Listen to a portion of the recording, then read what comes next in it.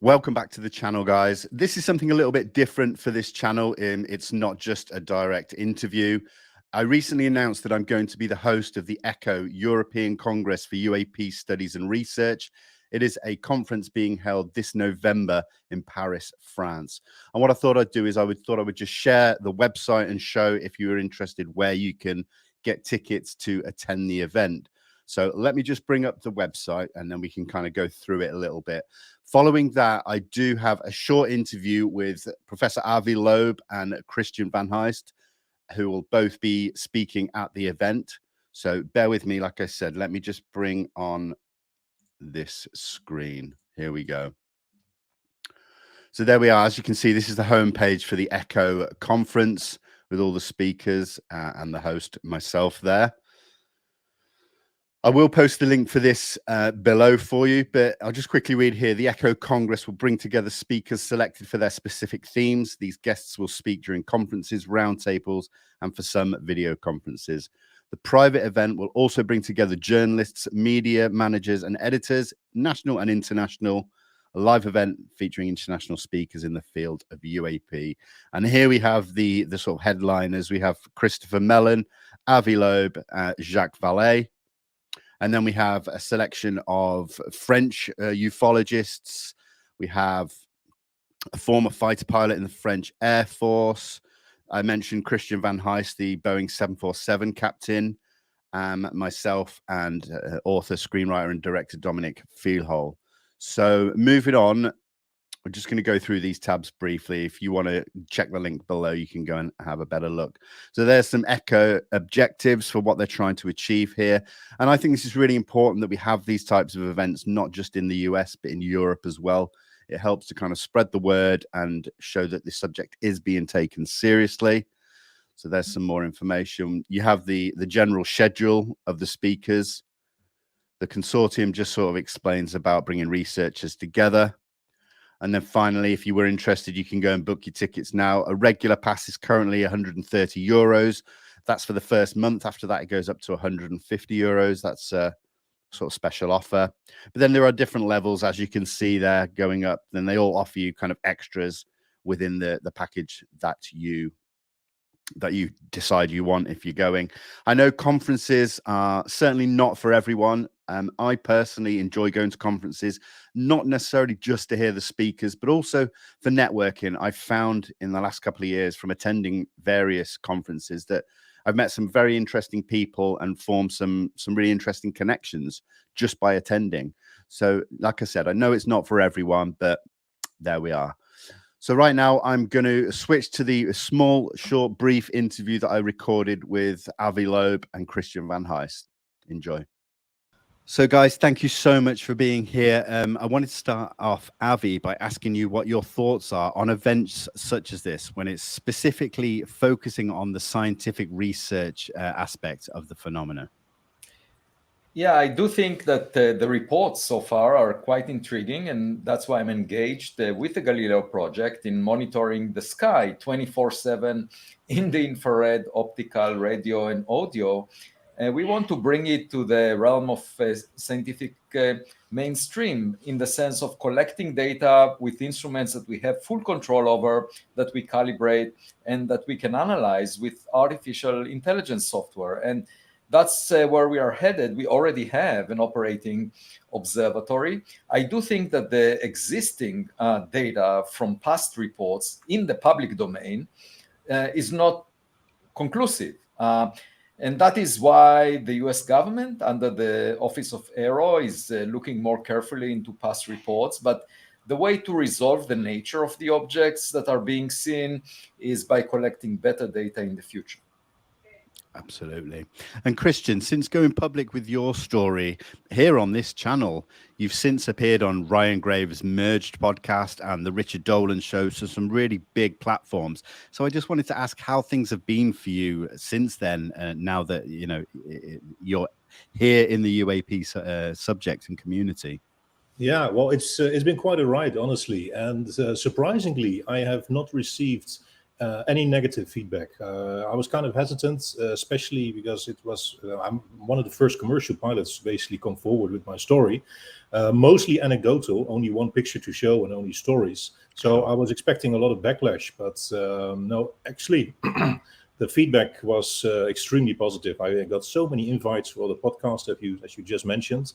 I'm also working together now with Enigma Labs, and they are basically trying to come up with a way to just gather data from sightings, from especially credible observers, etc. And after collecting the data, hopefully just starting analyzing it, and almost like the Galileo project, taking the subject serious and getting rid of the stigma. And that's really some of the really positive stuff that happened. And on a side note, which is very interesting as well, is that a lot of pilots have approached me both in person and by email, and they desperately wanted to share their own experiences. And it's a huge honor to hear those stories, especially because some of them are really impactful and even emotional for some pilots, both positive and negative. And basically, just a couple of days ago, I decided that I'm probably going to start a new website where pilots can share their experiences with me, and maybe anonymously or maybe openly, so I can just start gathering the stories. And who knows where it will lead to. For now, it's just an idea to start this website and just invite pilots to share their stories, especially if they don't want to come forward publicly in podcasts, etc. So basically, our first interview from a couple of months ago, it triggered something really beautiful, and I can't wait to see where it's going. Fantastic. That's amazing to hear. Now, Avi, with a few months yet to go until the end of the year with this conference that we are all appearing at, I just wanted to know if you were hoping to show any or share any results from the Galileo project at the event. Yeah, that is our goal. We are currently collecting data. We are analyzing it. And hopefully by the time of the conference, we'll have results to show, scientific results. I have an issue with anecdotal reports and relying on what people say they saw, because we all know that during the Soccer World Cup, FIFA decided to rely on an automated system of video cameras, not to rely on the players on the court, the soccer court, in telling whether there was an offside. That's not a reliable method. You can't ask spectators to tell you whether there was an offside because they have some other impressions of what happened. So as much as I would like to believe and analyze what people are telling me, that's not a path forward, because people can say a lot of things and that would not hold up scientifically speaking. And the best way to proceed is not by going and interviewing and documenting what people say. That's not the way to tell whether there was an offside. The way to tell is actually by documenting what happened with instruments and analyzing the data and making it open to the public. And so that is the goal of the Galileo project. And I should emphasize that there is no other project that comes to that conclusion. All the other projects are talking about what people experienced, going back in time, asking people, what did you see, and so forth, talking about it. That's not the way to make scientific progress. The way to make scientific progress is to get new data of the highest quality, not anecdotal, by systematic survey of the sky, systematically monitoring the sky in many locations, analyzing all of this data, not by chance, seeing something that you didn't expect and then talking about it forever. That's not the way to make progress. Because if you saw something by chance and you didn't document it with the best instruments, you can't really make much of it. And the way to proceed is therefore scientifically, and the Galileo project is the only entity which is doing that right now. No other organization is doing that. The second thing we are doing is also examining interstellar objects. These are objects that came from outside the solar system that were documented by astronomical data and by the US government. These are interstellar meteors that we discovered with my student Amir Siraj, and there are also interstellar objects like Oumuamua discovered by a telescope in Hawaii, Pan-STARRS. And we are currently planning an expedition to the Pacific Ocean a few months before the conference, and we'll hopefully find some relics of this first interstellar meteor that appear to be tougher than iron, tougher than all the other space rocks ever recorded in the NASA CNEOS catalog. So here I'm talking about scientific quality data implying that objects from outside the solar system appear to be unusual, unfamiliar, and hopefully we'll find something in the Pacific Ocean, and I'll be delighted to share it with your audience. Fantastic. Yes, absolutely.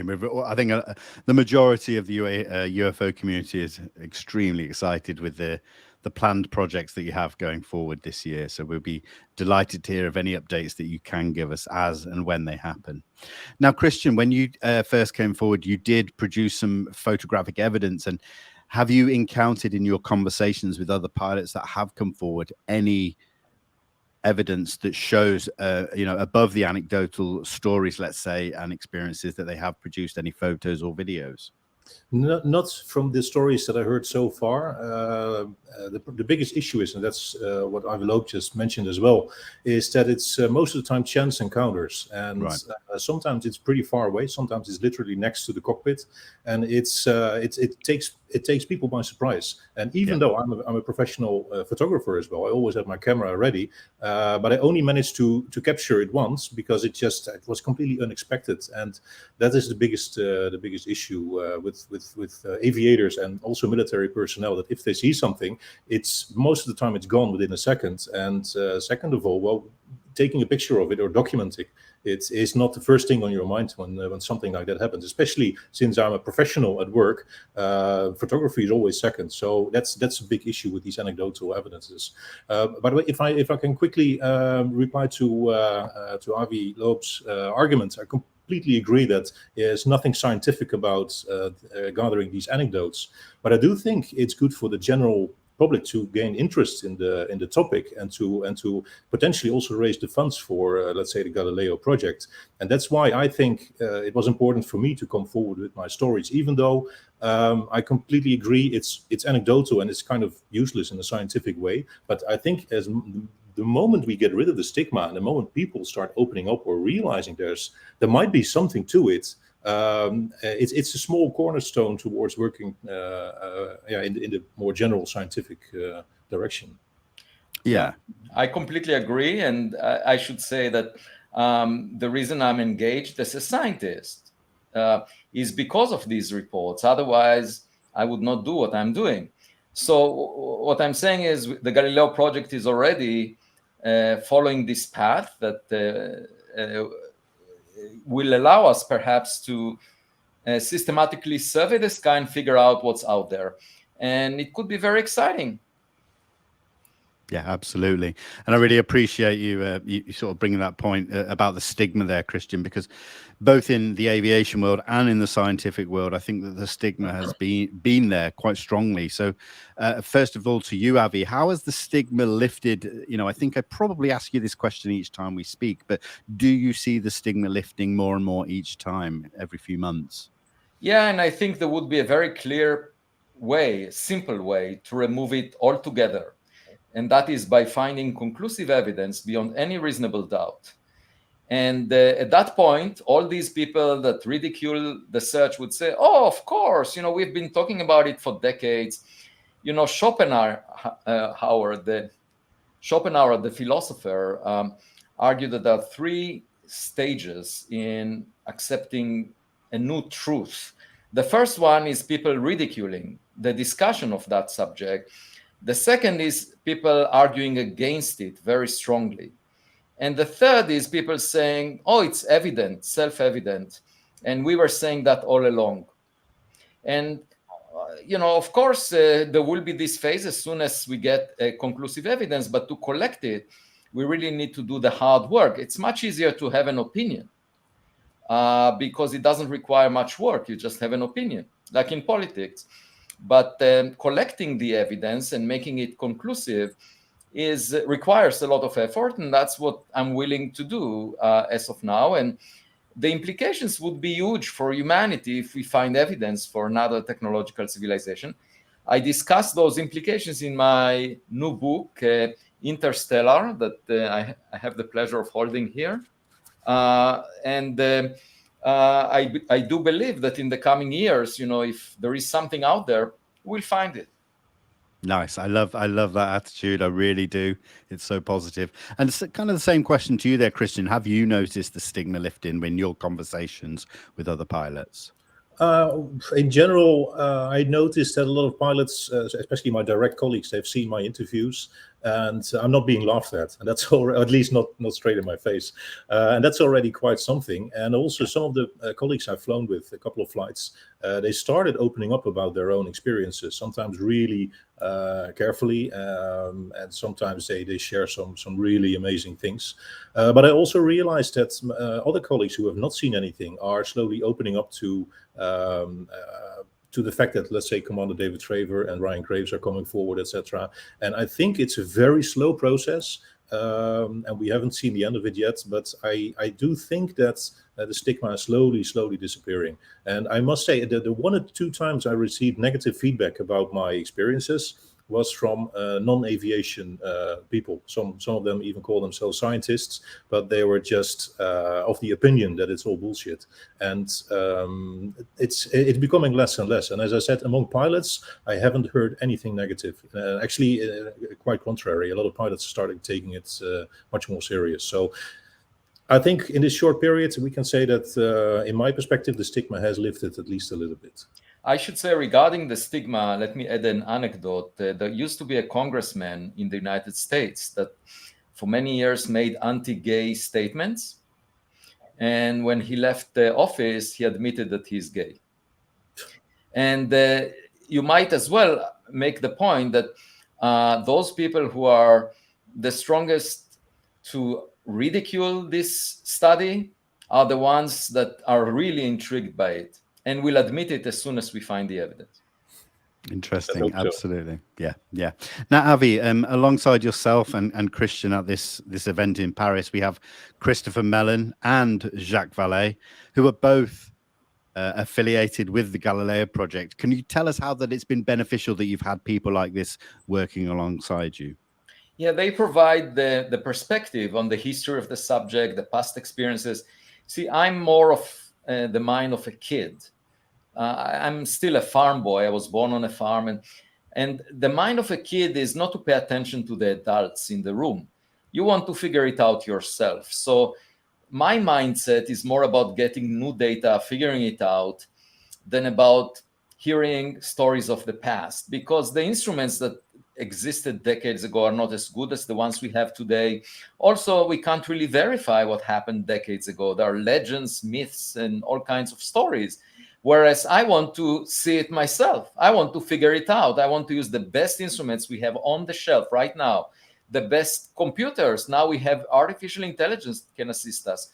And in that regard, we are on a much better footing at figuring it out. So in a way, I disagree with the current operation of government, which is trying to go back to historic reports and analyze and vet what they mean, because that's a lot of effort. And at the end of it, if it will be inconclusive, we won't be able to revisit those incidents. Whereas if you see something right now, you can get even better data on it by continuing the search. And this is a great advantage. So that's my frame of thinking. But on the other hand, I want to be guided by what people learn from history and their perspective on the subject. And obviously, both Chris Mellon and Jacques Vallée have a lot to say. So I do listen to the other adults in the room, but my mindset is more of a kid. No, I appreciate that. Now, Christiaan, I just wanted to talk to you about air safety, and I just wondered if you could just briefly talk us about the importance of, when we're studying anything, whether it be UAP or anything aviation related, the importance of air safety. Yeah, that's the biggest issue that I had, basically also for the reason for coming forward with my stories, is that there are things being reported by pilots in the sky pretty far from their airplane or even next to the airplane. And this could pose a serious aviation threat. So far, at least for as far as I know, there have not been any incidents or accidents, But there is a genuine fear of flight safety. And for me, especially being a pilot, being in command of a very expensive airplane and its cargo or passengers, I'm responsible for dealing with that flight safety issue. So as I said, that was for me the biggest reason to come forward, and that's also the reason why I was very captivated for many years by the things I've seen, because I want to understand what I've been seeing and what the implications are for flight safety. And actually, I was kind of happy when I saw the incident with the spy balloon over the US and also these objects that have been shot down, because for the first time it was proof that sometimes when pilots report seeing things, they're not making things up. There were really balloons there, and not even the Chinese spy balloon at, I think, 80 or 90,000 feet. But even those other objects, they were, I think, hovering between 20 and 40,000 feet. And that's right in the middle of commercial air routes. So for me, I was very happy that finally these things were not even reported, but even tracked down, and data was being shown. And it proves that there might be a big issue. And, even if we found out that it's just balloons, spy balloons, that's fine with me as well. We have to keep the safety of basically air traffic in mind. So I think it was a very fortunate incident with the spy balloon, and it really helps to push the UAP topic forward. I should note on that that as far as a scientist like myself is concerned, I'm very happy as well that the government shoots down balloons, because it reduces the clutter in the sky. Anything that is human-made is not of much interest, and obviously the unidentified objects are a mixed bag. The director of national intelligence admitted that they believe about half of the objects that are unidentified are balloons. There are plenty of balloons.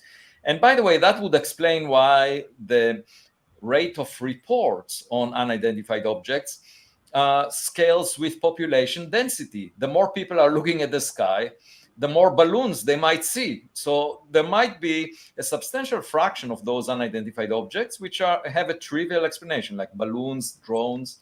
Definitely. And the fewer there are, the better as far as I'm concerned. What we are after is really whether there is even one object that is of extraterrestrial origin. It could be that 99, even 0.9% of the objects are human-made or natural. But even if one is not from this earth, that would be major news. Yeah, absolutely. So my final kind of question is for you, Avi, and it's, we see a lot of conversations coming from the US when it comes to the UAP subject, whether it be from government, from the mainstream media, from science and academia. I just wanted to see what your thoughts on, with events like this that is happening in Paris, France, the importance of having this conversation overseas as well.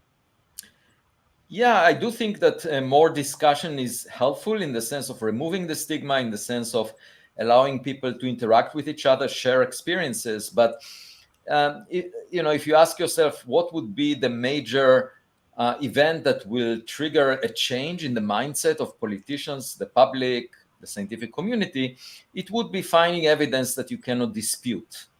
And of course, if you look at the history, 4 centuries ago, Copernicus and Galileo argued that the Earth is moving around the sun, and they were dismissed by the clergy at the time, which dominated politics. And you ask yourself, okay, so how did humanity arrive to the right conclusion that it's not the sun moving around the Earth? Was it by rational thinking? No, they refused to look through Galileo's telescope.